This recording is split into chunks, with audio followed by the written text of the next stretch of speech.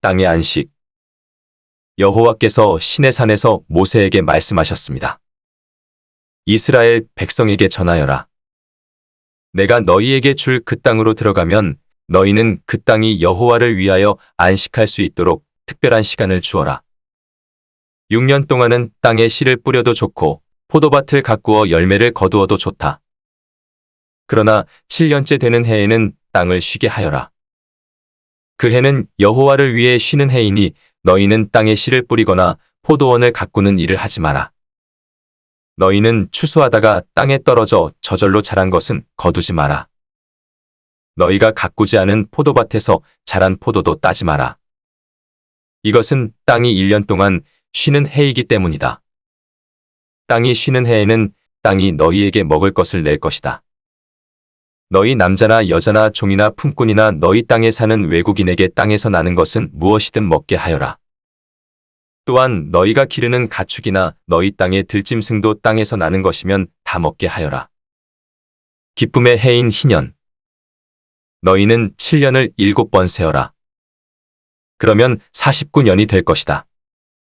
그동안 땅이 쉬는 해가 7번 있을 것이다. 너희는 49년이 지난 다음 속죄일에 나팔을 불어라. 너희가 나팔을 불어야 할 날은 7째 달 10일이다. 너희는 온 땅에서 나팔을 불어라. 50년째 되는 해를 특별한 해로 정하여 너희 땅에 사는 모든 백성에게 자유를 선포하여라. 그 해는 기쁨의 해인 희년이니 너희 모두는 각자 자기 땅으로 돌아가거라. 모두 자기 집, 자기 가족에게로 돌아가거라.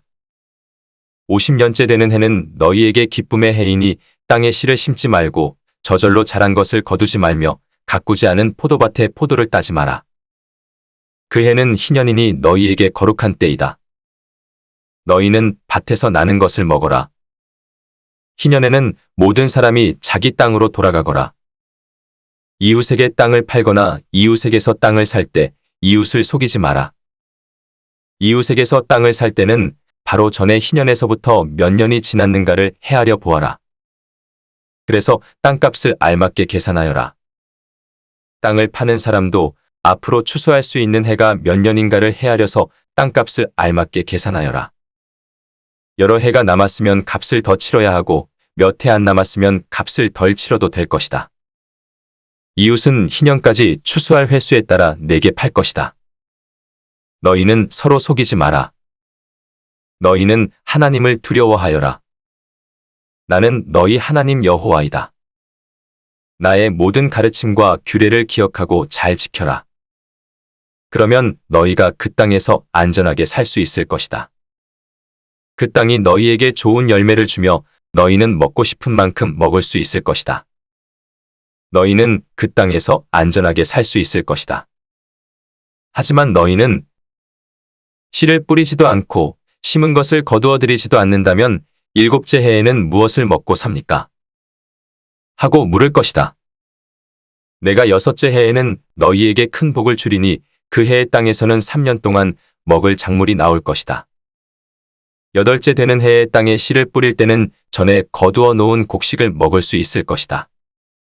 9째 해가 되어 추수할 때까지 묵은 곡식을 먹게 될 것이다.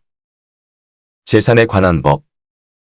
땅은 원래 나의 것이므로 너희는 땅을 아주 팔지는 못할 것이다. 너희는 내 땅에서 잠시 동안 사는 외국인이요 나그네일 뿐이다. 너희는 땅을 팔 수는 있으나 그 땅을 언제든지 다시 살 수 있어야 한다.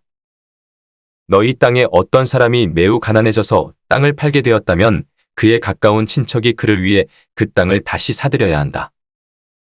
만약 그 사람을 위해 다시 그 땅을 사들일 만한 가까운 친척이 없던 중에 그 사람 스스로가 그 땅을 사들일 만한 돈을 가지게 되면 그 사람은 그 땅을 판지 몇 해가 지났는가를 헤아려라. 그래서 그 땅을 얼마에 사들여야 할지를 결정하여라. 그렇게 해서 그 땅을 사들이면 그 땅은 다시 그 사람의 것이 된다. 그러나 만약 땅을 다시 사들일 만큼 돈이 충분하지 않으면 그 땅은 기쁨의 해인 희년까지 땅을 산 사람의 것이다. 그러나 기쁨의 해가 돌아오면 땅을 산 사람은 땅을 원래 임자에게 돌려주어라. 성벽 안에 사는 사람이 집을 팔았으면 1년 안에는 언제든지 그 집을 다시 살 수 있으나 만약 1년 안에 그 집을 다시 사지 않으면 성벽 안에 그 집은 산 사람의 것이 되어 자손 대대로 그의 것이 된다. 또한 희년이 돌아와도 원래의 임자에게 돌아가지 않을 것이다. 그러나 성벽이 없는 마을의 집은 토지와 같이 여겨라. 그런 집은 다시 사들일 수 있으니 희년이 돌아오면 그런 집은 원래 임자에게 돌려주어라. 레위 사람은 성벽 안에 있는 집이라도 언제든지 자기 집을 다시 살 수 있다. 레위 사람에게서 집을 샀다 하더라도 레위 사람들의 성 안에 있는 그 집은 희년이 돌아오면 다시 레위 사람들의 것이 될 것이다. 레위 사람들의 성 안에 있는 집은 레위 사람들의 것이기 때문이다.